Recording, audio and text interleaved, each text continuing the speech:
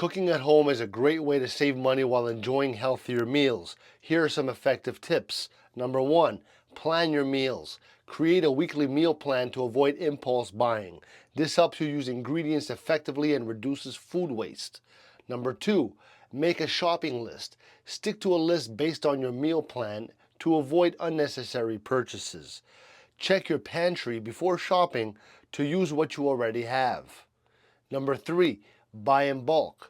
Purchase staples like rice, pasta, and grains in bulk. This often lowers the cost per unit and ensures you always have basics on hand. All right? Now, by the way, eggs, you should eat a lot of those. They have everything inside. I eat 10 a day. Number four, cook in batches. Prepare larger quantities of meals and freeze portions for later. This saves time and money on busy days. Number five, use seasonal ingredients.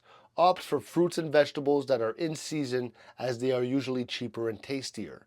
Number six, limit convenience foods.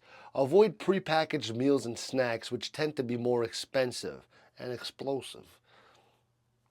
Cooking from scratch is often cheaper and healthier.